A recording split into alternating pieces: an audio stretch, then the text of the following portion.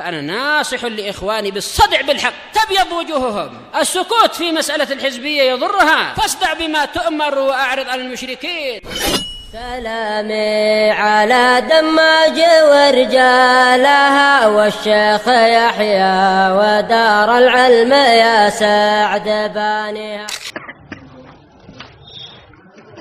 بسم الله الرحمن الرحيم. الحمد لله والصلاة والسلام على رسول الله وعلى آله وصحبه ومن اتبع هداه. أما بعد.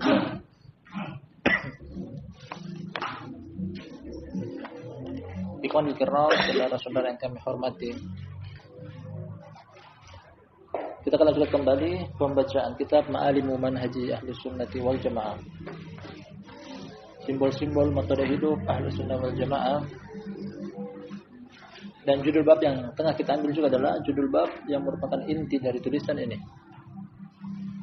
Penulis Syekh Shalih bin Fauzan Al-Fauzan hafizahullah taala pada judul bab ini menerangkan tentang kandungan inti tujuan penulisan buku ini, menerangkan tentang simbol-simbol metode hidup Ahlus Sunnah wal Jamaah. Penulis bawakan sekitar 7 simbol. Telah kita ambil satu di antaranya dan masih tersisa keterangan dari penulis. Dan simbol pertama dan utama adalah memprioritas utamakan akidah tauhid, ideologi tauhid, mengesahkan Allah Subhanahu wa taala. Pada alinea pertama penulis telah terangkan kepada kita, ini merupakan manhajnya seluruh nabi dan rasul dalam berdakwah. Jangankan kita, Nabi Shallallahu Alaihi Wasallam saja dianjurkan, bahkan diperintahkan oleh Allah untuk mengikuti rasul-rasul sebelum beliau. Dan dakwah para nabi dan dakwah para rasul bertolak pertama kali dari memprioritas utamakan ideologi tauhid. Telah kita terangkan juga Nabi Shallallahu Alaihi Wasallam menghabiskan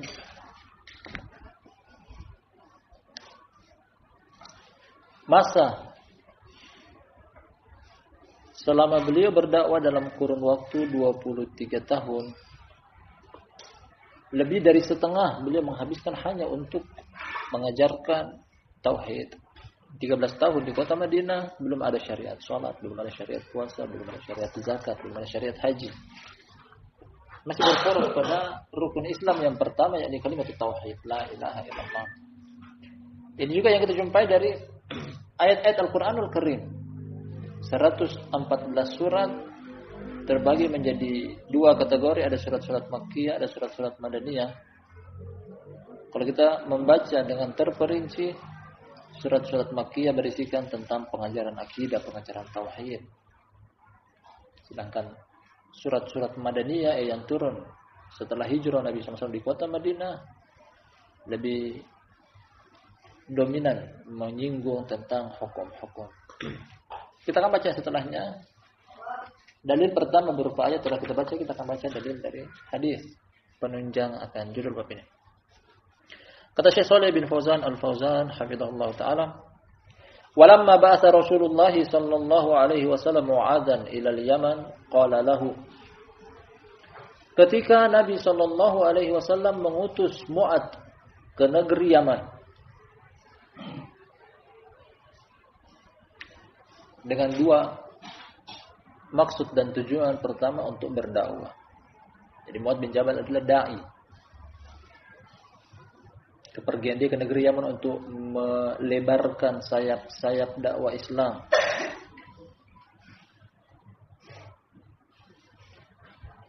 Tujuan yang kedua adalah untuk mengumpulkan harta zakat. Mu'adz bin Jabal dipuji oleh Nabi SAW bahwasanya dia adalah orang yang paling mengetahui tentang halal dan haram. Nah, Mu'adz bin Jabal. Qala lahu, kata Nabi sallallahu alaihi wasallam.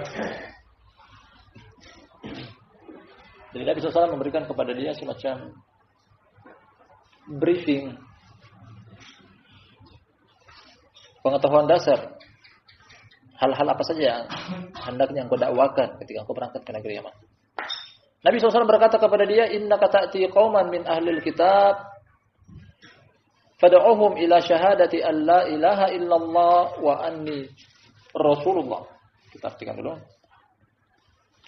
Sesungguhnya engkau, wahai Mu'adz, akan mendatangi sekelompok kaum dari ahlul kitab. Ahlul kitab yang dimaksud adalah Yahudi dan Nasrani. Sebenarnya ada 2 orang yang diutus oleh Nabi SAW ke negeri Yaman. Ini salah satunya Mu'adz bin Jabal. Orang yang kedua yang lain adalah Abu Musa al-Asy'ari. Kemudian disebar di 2 tempat yang berbeda. Mu'adz bin Jabal ditempatkan di daerah pegunungan, dataran tinggi. Sedangkan Abu Musa al-Asy'ari di pesisir daerah Tihama dan sekitarnya. Dan Mu'adz bin Jabal ketika ditempatkan di dataran tinggi, daerah pegunungan, daerah sekitaran Son'a, yang waktu itu yang menduduki wilayah tersebut adalah dari negeri Habasyah, berpenganut agama Nasrani. Jadi yang dimaksud dengan ahlul kitab di sini adalah orang Nasrani. Karena kalau Yahudi sendiri lebih mayoritas di daerah Madinah dan sekitarnya. Orang Nasr. Mu'adz diutus kepada mereka. Maka jadikanlah yang paling pertama kali engkau seru kepada mereka adalah tidak ada sembahan yang berhak disembah kecuali Allah. Dan bahwa aku adalah utusan Allah. Akan datang nanti. Selain dakwah ini ada dakwah urutan kedua, ada dakwah urutan ketiga. Akan datang nanti sholat, akan datang nanti puasa. Tapi sebelum sholat diajarkan, sebelum puasa dianjurkan. Yang pertama adalah ini tauhid. Kokohkan dulu tauhid, kuatkan dulu tauhid. Ini merupakan fondasi diterimanya seluruh amalan. Kalau tanpa amalan ini, tanpa amalan tauhid, amalan yang lain tidak akan pernah bisa diterima. Nah,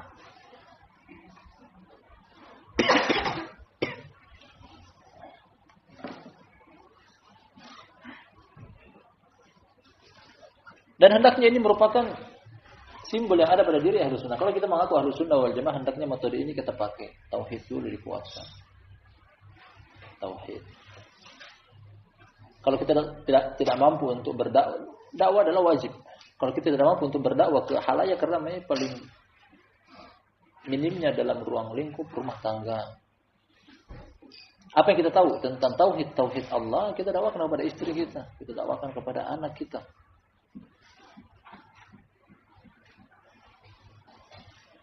Dakwah tauhid membuat hidup lebih terarah. Dakwah tauhid menjauhkan cita-cita dunia dan mendekatkan kepada cita-cita akhirat. Dakwah tauhid mendewasakan orang.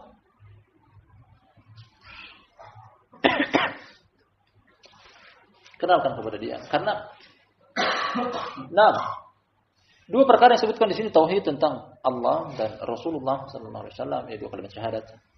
Tambahkan lagi satu agama secara umum. Merupakan pertanyaan yang pasti akan dilalui oleh setiap insan ketika akan masuk ke alam kuburan.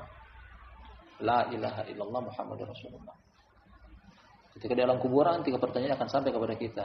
Man rabbuk? Wa madinuk? Wa man nabiyyuk? Ini harus kita tahu. Harus kita mengerti, harus kita pahami.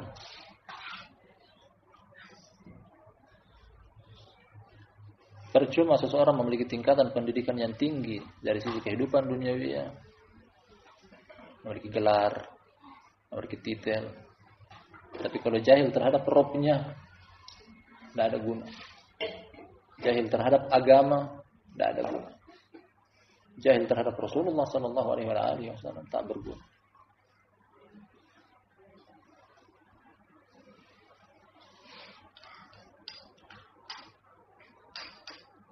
Kata beliau berikutnya, fa inhum ata'u kalidzalik Fa inhum ata'u lidzalika fa'alimhum anna Allah aftarada 'alaihim 5 shalawatin fi kulli yaumin wa lailatin. Kata beliau berikutnya, Nabi SAW kepada Mu'adz bin Jabal yang diutus ke negeri Yaman, apabila mereka telah taat kepada engkau dalam hal tersebut, tauhidnya sudah beres, sudah bagus, sudah diajarkan, sudah mapan, sudah mantap. Kalau belum mantap, jangan dulu pindah ke materi yang lain, tauhid dulu.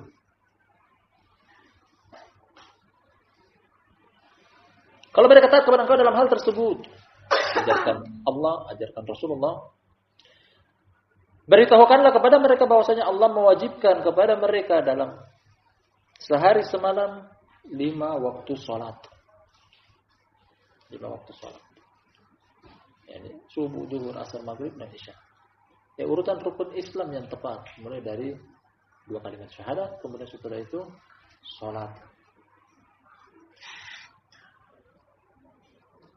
Sesuai dengan urutan dari rukun Islam.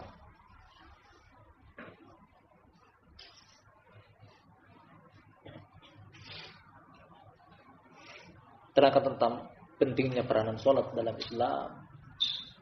Kalau ingin membangun satu bangunan Islam, agama Islam, ingin membangun satu bangunan agama Islam, karena hadisnya mengatakan demikian, buniyal Islamu ala khamsin. Islam dibangun di atas 5 perkara. 5 perkara ini ungkapan tentang struktur bangunan agama Islam.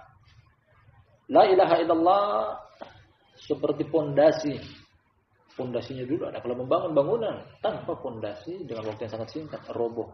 Pondasi dulu betul la ilaha illallah. Setelah itu di atasnya dibangun tiang-tiang yang tegak, kokoh. Salat. Salatu imaduddin. Salat adalah tonggaknya agama. Baik, kemudian bangunan yang lainnya. Di depan ada dinding, ada atap, kemudian dilengkapi dengan jendela, pintu.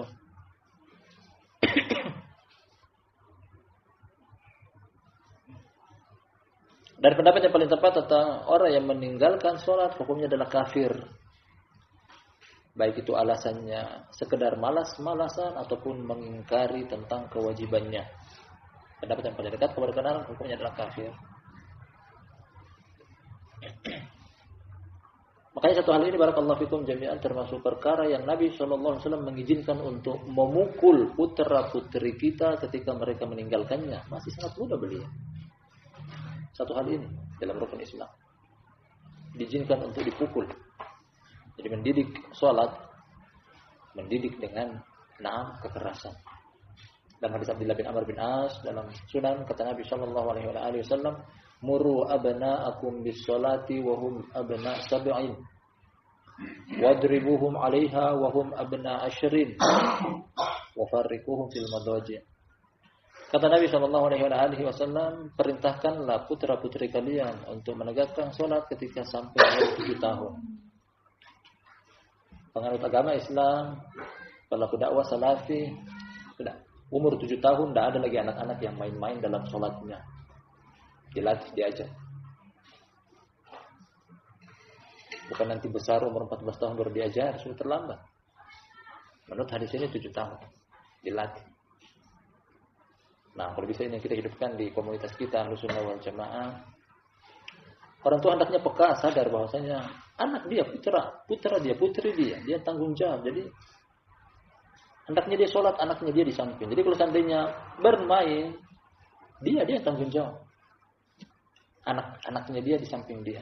Jangan anaknya di sebelah sana, bapaknya di sebelah sana, anaknya main, bapak nggak tahu, nggak tanggung jawab.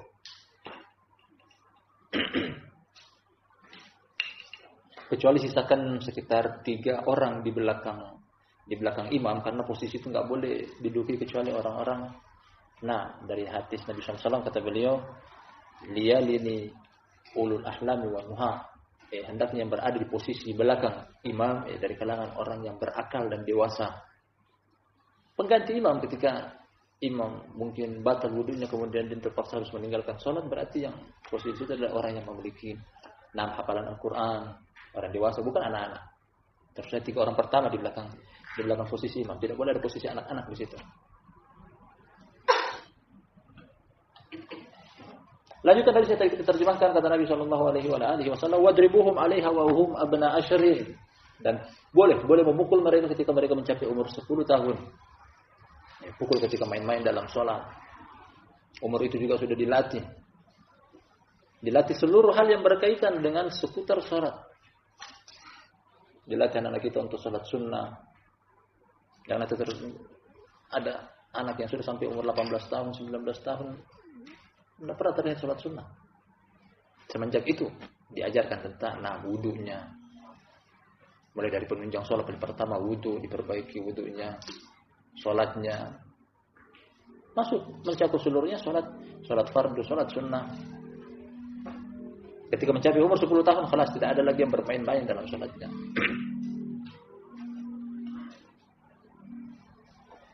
Ini rukun Islam yang kedua. Perhatikan setelah la ilaha illallah, persis setelah itu langsung adalah sholat. Kata beliau berikutnya, fa inhum ata'u lidzalika fa'alimhum anna Allah aftarada 'alaihim shadaqatan tu'khadhu min aghniyaihim faturaddu fi fuqaraihim. Apabila kata Nabi SAW berikutnya kepada Mu'adz bin Jabal, apabila mereka taat kepada engkau dalam hal tersebut, beritahukanlah kepada mereka bahwa Allah Subhanahu wa taala mewajibkan kepada mereka sedekah. Maksud sedekah ini adalah zakat yang wajib, sedekah yang wajib artinya adalah zakat. Karena sedekah yang lainnya sunnah. Ini yang wajib. Diambil dari kalangan orang kaya di antara mereka dan dikembalikan kepada kalangan orang miskin di antara mereka. Hadis ini memberikan kita pelajaran paling gamblang. Zakat tidak boleh dikeluarkan ke negeri lain. Sekitaran situ. Diambil dari orang kaya di kalangan negeri itu, dikembalikan juga kepada orang miskin di negeri itu juga. Tidak boleh dikeluarkan ke tempat lain. Diambil, kata Nabi tukhud, diambil, ya, artinya ada petugas khusus yang ditunjuk oleh pemerintah untuk menanggulangi permasalahan pengumpulan zakat. Tayyib, dari 3 perkara yang diajarkan oleh Nabi SAW kepada Mu'adz bin Jabal. Apa tugasnya, apa tujuannya sebagai da'i. Jadi hendaknya da'i berjalan di atas pondasi yang diajarkan oleh Nabi SAW kepada Mu'adz bin Jabal ini. Harus pakai koridor ini, jangan cari koridor yang lain. Berita tentang ini adalah simbol dakwah Ahlussunnah. Kalau yang memulai dakwanya dengan sholat duluan, jika kita dekat dari Jamaatul Tabligh, ayo sholat. Ketemu dengan orang di luar tiba waktu sholat, ayo ajak sholat. Tak peduli dengan tauhidnya. Karena ketika mereka juga diajak, ayo kita dakwah tauhid. Mereka bilang dakwah tauhid memecah belah umat, membuat kaum muslimin menjadi terpecah belah. Ada sebagian kelompok lagi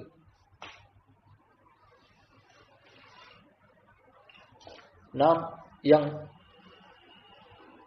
memulai dakwah mereka dengan slogan Daulah Islamiyah. Intinya paling puncak adalah Daulah Islamiyah. Itu dulu ada. Dari kelompok-kelompok seperti ini, tak heran kita dengar bahwasanya mereka mau menggulingkan pemerintahan yang ada, kemudian ingin masuk dari pihak membuat Daulah Islamiyah dan menghalalkan segala cara. Tauhid lebih duluan menurut hadis ini. Makanya kata penulis Syekh Shalih Fauzan, fa bada'a sallallahu alaihi wasallam bitauhid qabla an ya'mur bis salati waz zakah. Nabi sallallahu alaihi wasallam memulai dengan tauhid sebelum beliau perintahkan salat dan zakat. Nah, tauhid dulu. Bahkan pada ruang lingkup paling terkecil dalam lingkungan dakwah, keluarga, istri dan anak kita juga diajarkan. Nah, wahai ananda, di mana Allah? Wahai ananda, apa hak Allah Subhanahu wa taala? Ajarkan, masukkan ke dalam dadanya ideologi tauhid.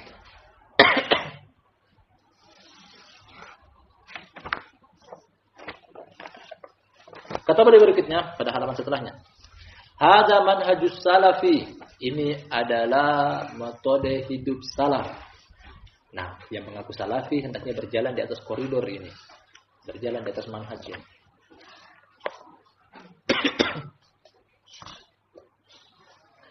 Wa huwa alladhi alaihi jami'ul anbiya Manhaj ini juga adalah manhaj yang para nabi seluruhnya berada di atasnya. Nabi Adam mendakwakan tauhid. Nabi Idris mendakwakan tauhid. Nabi Hud, Saleh, Syuaib mendakwakan tauhid. Nabi Ibrahim, Ismail, Ishak, Yakub mendakwakan tauhid. Nabi Musa, Nabi Isa, Nabi kita Muhammad SAW seluruhnya sepakat dalam satu fondasi agama ini.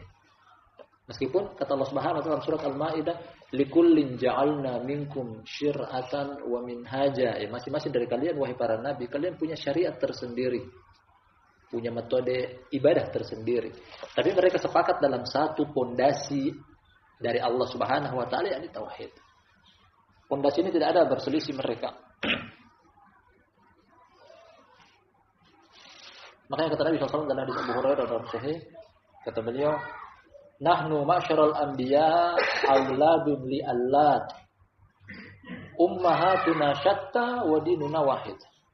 Yang artinya kata Nabi SAW, kami segenap para nabi adalah keturunan allad. Auladu allad. Beliau terangkan tentang makna auladu allad adalah ibu kami berbeda-beda tapi bapak kami satu. Maksudnya apa? Induk agama kami satu, tidak ada perbedaan, yakni tauhid, meskipun syariat berbeda-beda. Semua syariat menganjurkan untuk sholat, tapi sholat agama Islam dengan sholat agama Yahudi dengan sholat agama Nasrani berbeda.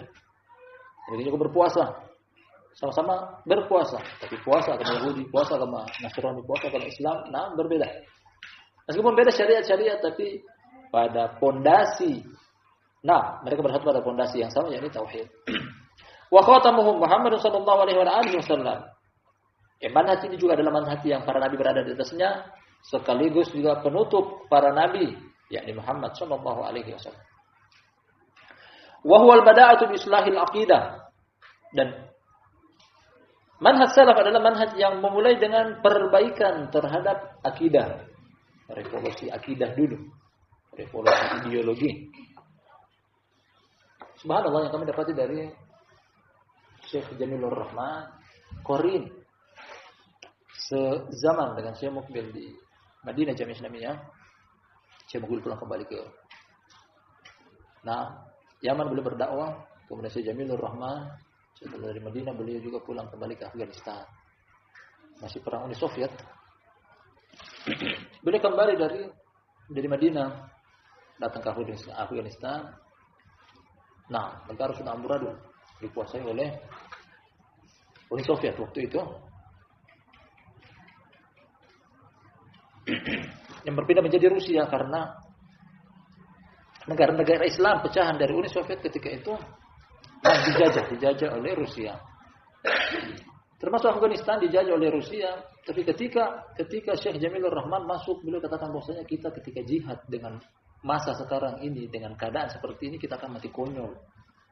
Karena jihad pakai ajimat. Jihad mandi air kebal senjata, kebal. Al-muhim, beliau katakan ketika kita jihad dengan model sekarang ini, kita akan mati konyol.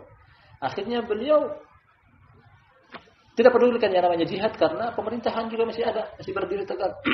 Beliau fokus dengan perbaikan terhadap akidah. Syekh Jamilur Rahman rahimahullah taala. Beliau fokus dengan memperbaiki akidah. Memperbaiki akidah. Akidah dulu diperbaiki sebelum jihad. Karena akidah rusak, berjihad dalam keadaan akidah rusak, tidak akan gapai yang namanya mati syahid. Ini dulu perbaikan akidah. Wa da'watu ilaiha. Perbaikan akidah, menyeru kepada akidah. Wastabatu 'alaiha. Demikian juga kokoh di atasnya. Dai-dai begini yang dirindukan sebenarnya oleh Ahlus Sunnah. Dai-dai yang mengajak kepada tauhid, mengajak kepada akidah.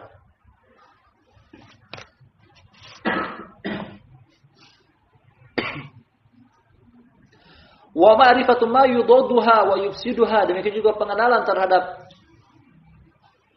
apa yang merupakan lawan dari akidah dan yang bisa merusak akidah. Ini konsep kalimat la ilaha illallah.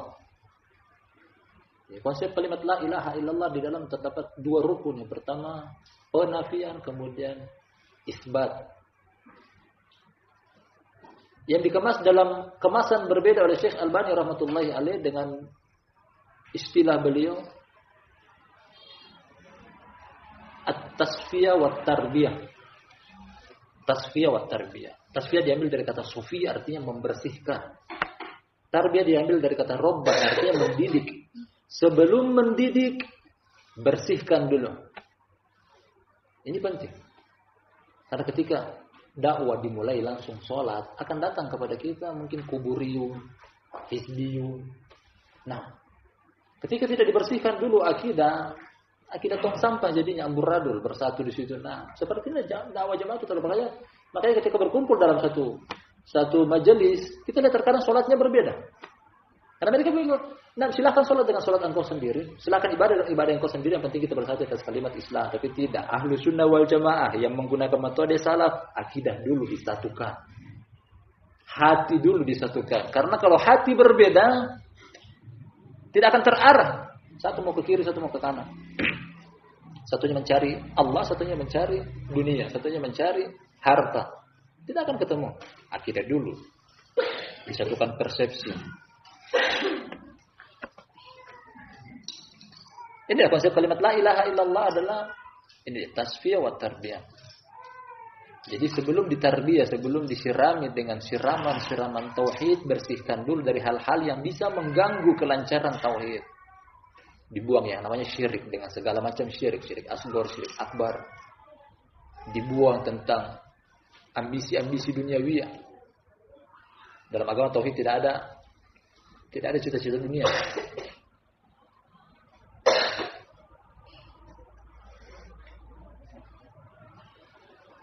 Nasihat pribadi barakallahu fikum jami'an. Mudah-mudahan bermanfaat.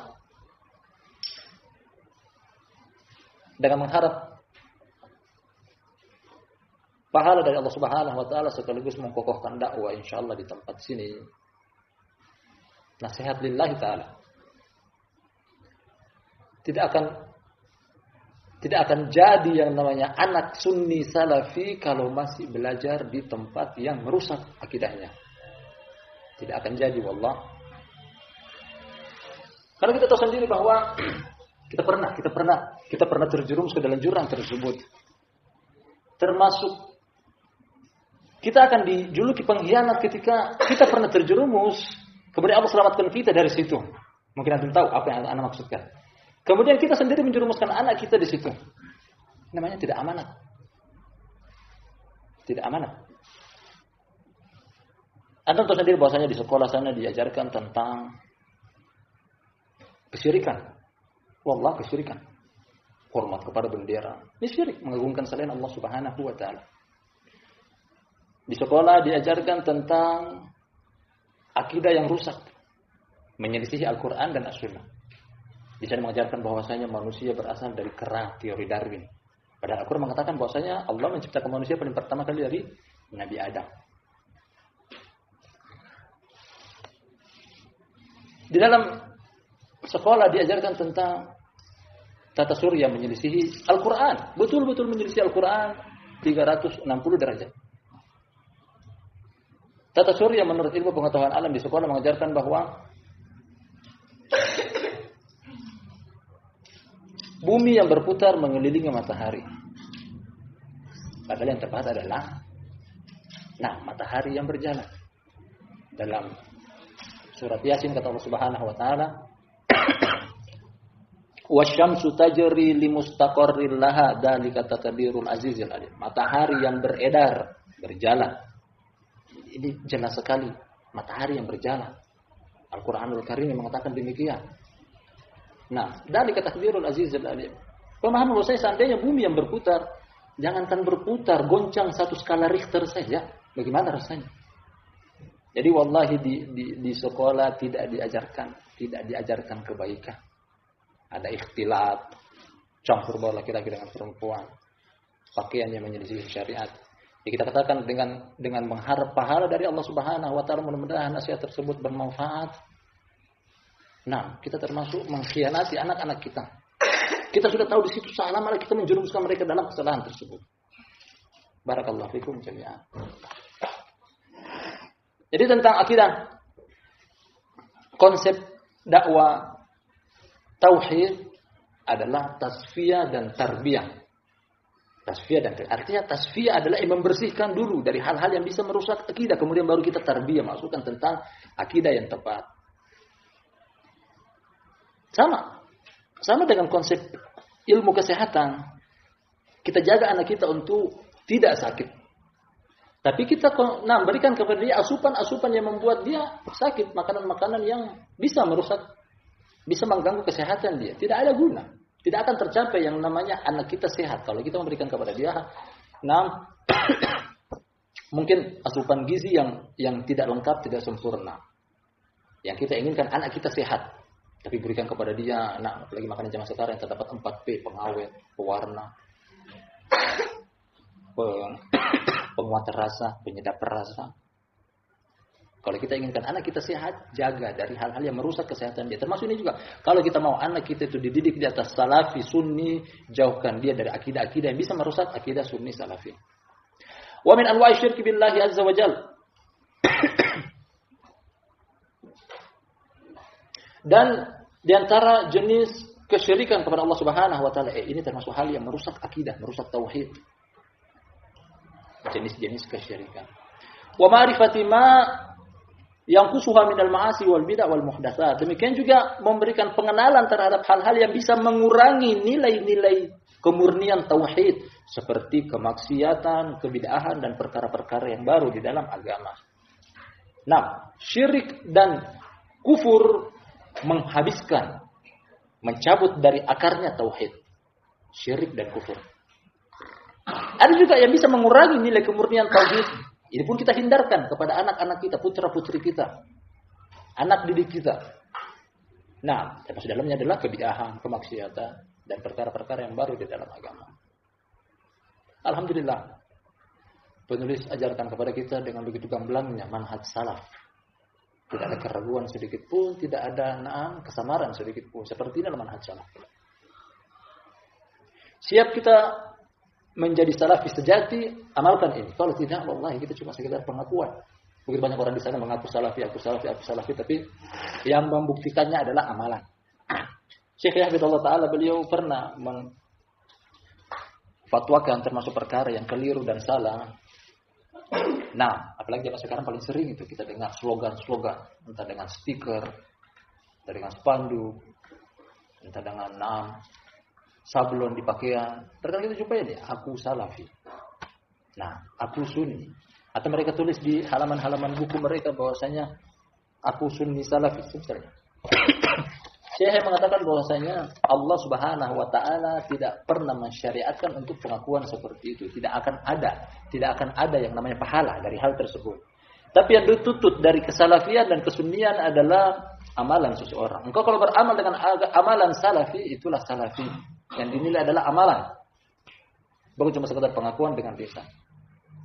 Maka sebagian orang mungkin masuk di dalam majelis Ahlus Sunnah wal Jamaah, tapi ketika amalan dia bukan amalan Ahlus Sunnah wal Jamaah, bisa jadi dia cuma penyusup. Yang dituntut adalah amalan. Pembuktian bahwasanya memang betul kita di atas manhaj salaf. Di atas manhaj salaf artinya bukan cuma sekedar mengetahui tentang manhaj mereka, tapi dituntut juga untuk beramal. Beramal dengan amalan mereka.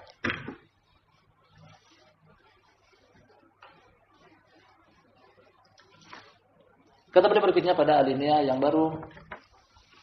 Wa tauhidu kama huwa ma'lumun huwa.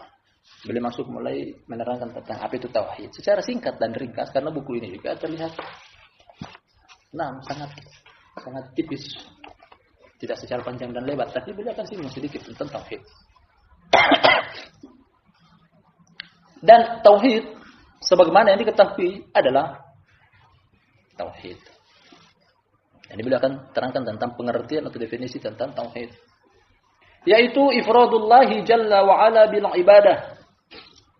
Tauhid adalah mentunggalkan Allah jalla wa ala dalam peribadatan, mentunggalkan, mensatukan, mengesakan.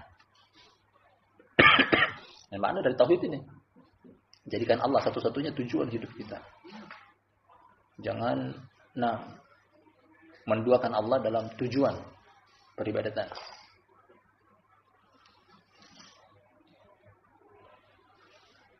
Ini pengertian tentang tauhid. Wa tarku ibadati ma siwahu wal bara'atu minha wa min ahliha.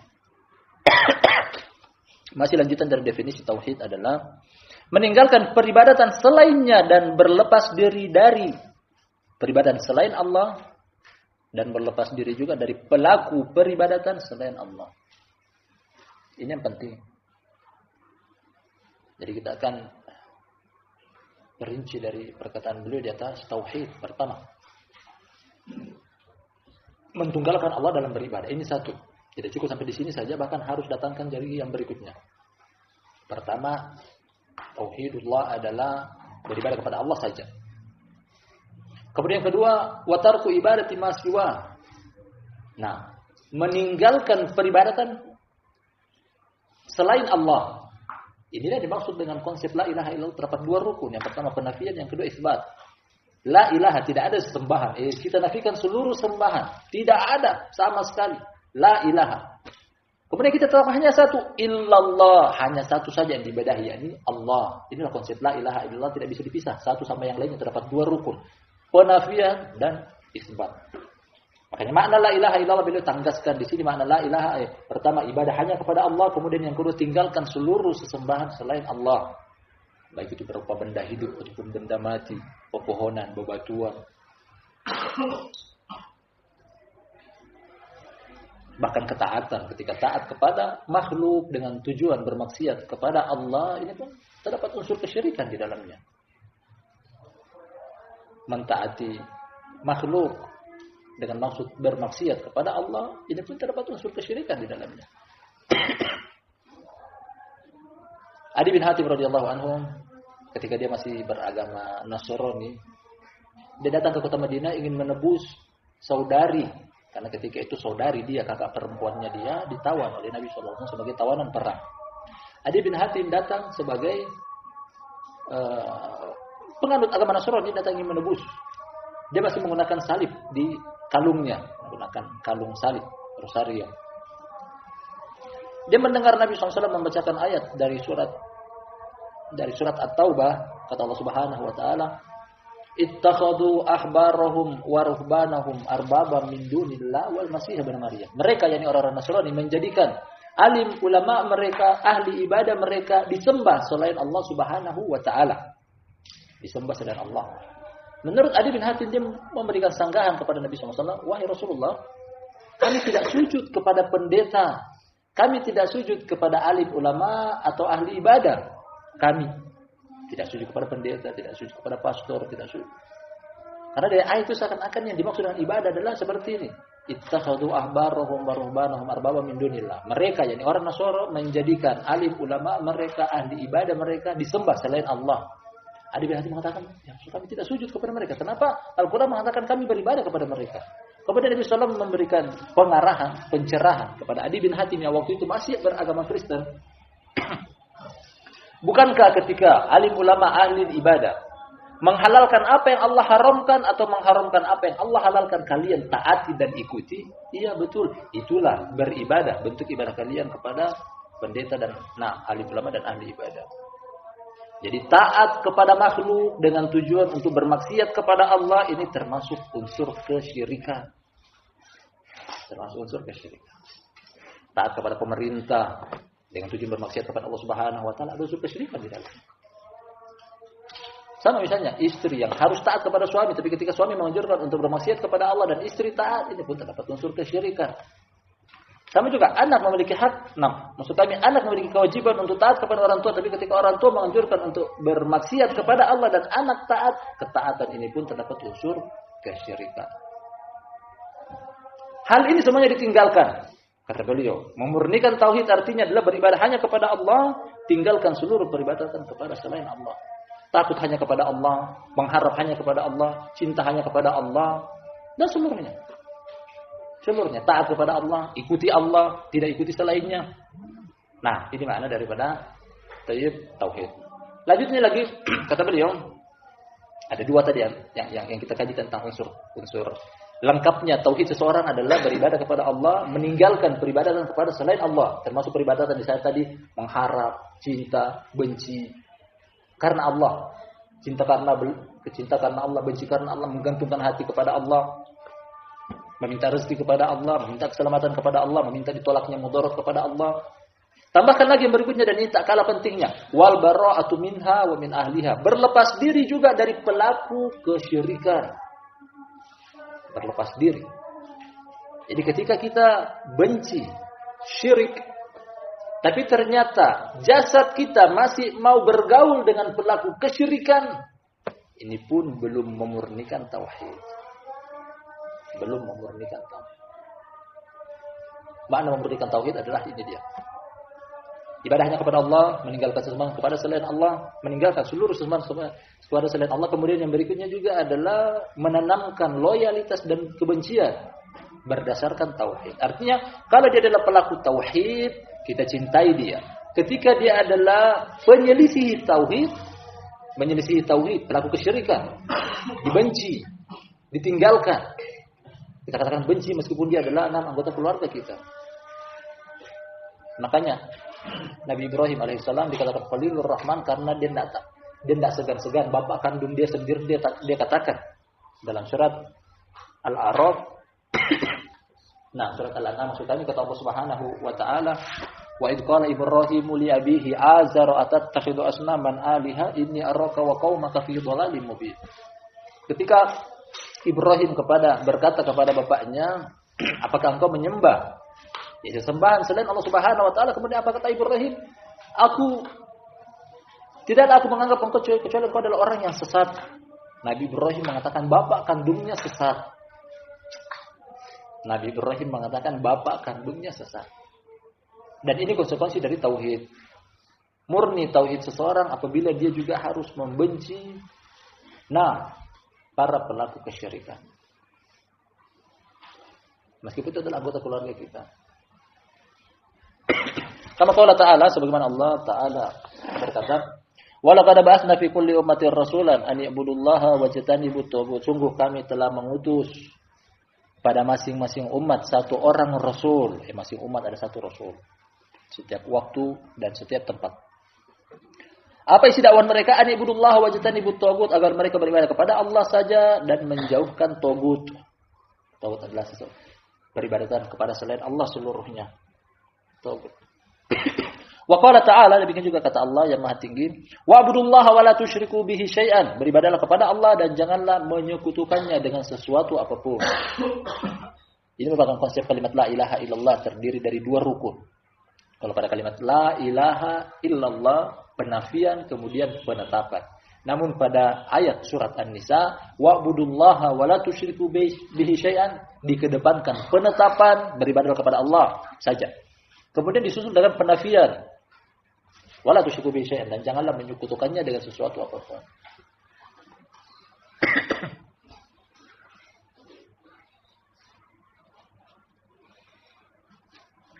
Kata Allah Subhanahu wa taala, wa min kulli syai'in khalaqna zawjayn. Masing-masing segala sesuatu di alam semesta ini Allah ciptakan berpasang-pasangan. Termasuk ibadah. Ada tauhid yang harus kita amalkan, ada syirik yang harus kita tinggalkan. Kalau hanya mengamalkan tauhid saja, tapi kesyirikan belum kita tinggalkan, tauhid tidak ada manfaatnya. Ada keimanan yang harus kita amalkan, ada kekufuran yang harus kita tinggalkan dan kita benci. Ada sunnah yang harus kita pegang, ada bid'ah yang harus kita tinggalkan dan kita benci. Ada ketaatan yang harus kita pegang teguh, ada kemaksiatan yang harus kita tinggalkan dan kita benci. Karena tidak ada gunanya seseorang mengaku aku ahlu sunnah, tapi ternyata masih mengamalkan bid'ah, sunnahnya luntur. Sebagaimana juga mengaku aku pelaku tauhid, tapi masih mengamalkan kesyirikan, tauhidnya luntur. Sama juga aku pelaku ketaatan, tapi masih melakukan kemaksiatan, amalan. Nah, ketaatannya bisa luntur. Wa'budullaha wa la tusyriku bihi syai'an. Wa qala ta'ala wa qad rabbuka alla ta'budu illa iyyah, dan kata Allah yang Maha Tinggi, Rabb engkau telah menetapkan, telah mewajibkan. Apa yang Allah tetapkan? Allah ta'budu illa iya, janganlah kalian menyembah kecuali kepada Dia, kecuali kepada Allah. Itu semua dalil-dalil tentang pemurnian tauhid. Wa qala al-Khalil li abihi wa qaumihi. Dan berkata Khalil, Khalil adalah julukan kepada Nabi Ibrahim alaihissalam. Khalilur Rahman, kekasih Allah. Hanya 2 orang yang dijuluki dengan julukan ini di permukaan bumi. Nabi Ibrahim alaihissalam dan Nabi kita Muhammad sallallahu alaihi wasallam. Ketika dia berkata kepada bapaknya dan kaumnya, Innani bara'um mimma ta'budun illa alladhi fatarani. Ini namanya berlepas diri. Ibrahim mengatakan kepada bapaknya, kepada kaumnya, sungguh aku berlepas diri dari apa yang kalian sembah, kecuali Zat yang menciptakan aku. Seandainya dia adalah anggota keluarga kita, namun menyelisih syariat Allah, siap kita untuk meninggalkan demi memurnikan tauhid kita. Wa qala huwa walladina ma'ahu, berkata juga dia Nabi Ibrahim dan orang-orang yang bersama dia, inna bura'a'u minkum wa mimma ta'buduna min dunillah. Kata Nabi Ibrahim dan kaumnya yang beriman kepadanya, sesungguhnya kami berlepas diri dari kalian dan dari apa yang kalian sembah selain Allah. Jadi pelakunya juga berlepas diri. Terkadang sebagian orang dia mengaku bahwasanya aku tidak melakukan kebid'ahan, tapi masih bergaul dengan pelaku kebid'ahan. Belum cukup, belum diterima. Dia mengaku aku telah meninggalkan amalan-amalan kesyirikan, tapi ternyata masih akrab, masih bermesrahan dengan pelaku kesyirikan. Belum cukup. Jadi yang ditinggalkan dari kemaksiatan adalah kemaksiatannya dan pelakunya sekaligus. Yang ditinggalkan dari kesyirikan adalah kesyirikan dan pelaku kesyirikannya juga. Yang ditinggalkan dari kebidahannya, pelaku kebidahannya juga. Jadi bukan karena alasan dia adalah anggota keluargaku, kerabatku, teman lamaku. Nah, jadi barisan sebelah tapi masih kita dekati dengan alasan. Nah, kerabat, keluarga yang namanya memurnikan tauhid, mengamalkan tauhid dengan mengesahkan Allah dalam beribadah, meninggalkan segala sesuatu yang disembah selain Allah Subhanahu wa taala, demikian juga meninggalkan pelaku yang menyembah selain Allah Subhanahu wa taala. Tapi ini sempat kita ambil pada pertemuan kita malam hari ini, mudah-mudahan bermanfaat. Lebih dan kurangnya mohon dimaafkan. Barakallahu fikum jami'an. Kita tutup subhanallah wa bihamdihi la ilaha illa anta astaghfiruka wa atubu ilaik.